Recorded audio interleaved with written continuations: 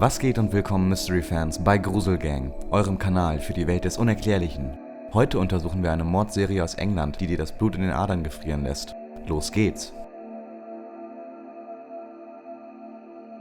Es wirkt wie eine Folge aus der deutschen Fernsehserie Dark, doch was über einen Zeitraum von 160 Jahren in der kleinen britischen Ortschaft Erdington geschah, ist tatsächlich so passiert.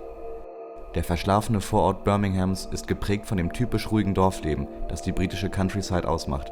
Jeder kennt den Nachbar, man vertraut sich gegenseitig. In seiner Geschichte wurde die ländliche Ruhe nur zweimal durch schreckliche Ereignisse gestört. 2 Mordfälle, einer im Jahr 1817, der andere 1974. Die grauenhaften Taten sind für sich genommen schon schauerlich, doch wirklich unheimlich wird der Fall, wenn man die Umstände beider Morde recherchiert. Diese sind nämlich bis ins kleinste Detail identisch.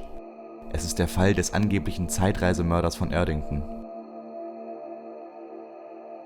Das erste Opfer wird am 27. Mai 1817 gefunden. Es ist eine 20 Jahre alte Frau. Sie verbrachte die vorherige Nacht auf einer Feier im Tyburn House Inn, verschwand jedoch auf dem Rückweg nach Hause.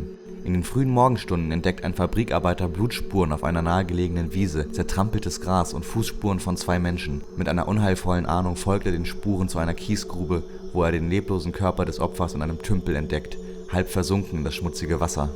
Die Ermittlung kam zu dem Fazit, dass die Ermordete in dem Wasser der Kiesgrube ertränkt worden war. Wenig später wurde der Farmer Abraham Thornton als Hauptverdächtiger ausgemacht, da seine Schuhe mit den Besonderheiten der am Tatort gefundenen Spuren perfekt übereinstimmten. Jedoch wurde er im finalen Gerichtsprozess aus Mangel an handfesten Beweisen freigesprochen. Der Mörder wurde nie gefasst. Exakt 157 Jahre später sollte sich die Geschichte wiederholen. Es ist der 27. Mai 1974. Eine am selben Datum wie das erste Opfer geborene, 20 Jahre alte Frau verschwindet auf dem Nachhauseweg von einer Feier spurlos. Ihr Freund hatte sie zu einer Bushaltestelle in Erdington begleitet, doch in den Bus stieg die junge Frau nicht. Einige Tage später wird ihre Leiche in einem flachen Tümpel gefunden, wenige 100 Meter vom Fundort des ersten Opfers rund 160 Jahre zuvor entfernt. Die Polizei identifizierte anhand von Blutspuren den mutmaßlichen Täter. Dabei handelte es sich um Michael Thornton, einen Arbeitskollegen der Toten. Auf seiner Kleidung wurde Blut der jungen Frau gefunden, zudem gab seine Mutter ihm ein falsches Alibi für den Tatzeitraum. Trotz allem wurde auch Michael Thornton während des Gerichtsprozesses von der Jury als unschuldig befunden. Der Mörder wurde nie gefasst. Fassen wir also zusammen. Die beiden Morde liegen auf das Datum genau 157 Jahre auseinander und ereigneten sich an demselben Ort. Beide Opfer hatten dasselbe Geburtsdatum. Sie verbrachten ihren letzten Abend auf die gleiche Art und Weise und verschwanden ungefähr zu derselben Uhrzeit. Sie wurden auf die gleiche Art ermordet und ihre Leichen wurden in derselben Art zurückgelassen. Die Tatverdächtigen hatten sogar denselben Nachnamen und beide wurden aus seltsamen Gründen freigesprochen. Doch das ist nicht alles. Beide Opfer berichteten in den Tagen vor ihrer Ermordung von einem unheimlichen Gefühl, dass etwas sehr Schlimmes bevorstehen würde.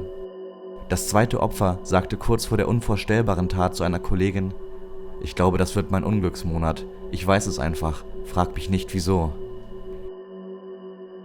Die Umstände der Morde von Erdington sind schockierend und jedes Detail lässt einem die Haare mehr zu Berge stehen.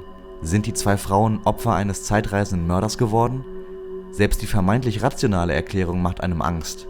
Diese würde bedeuten, dass ein Mörder aus unerklärlichen Gründen den etwa 160 Jahre alten Fall bis ins letzte Detail nachgestellt hat. Bis heute sind die Mordfälle offen und das Rätsel ist ungelöst. Was ist deine Meinung zu den unheimlichen Mordfällen von Erdington? Zeitreisender, Psychopath oder vielleicht doch die Aktivität einer Sekte? Lass es uns einfach in den Kommentaren wissen und gib uns Feedback, damit wir den Kanal immer besser machen können. Falls du weiter recherchieren möchtest, findest du die Quellen in der Videobeschreibung.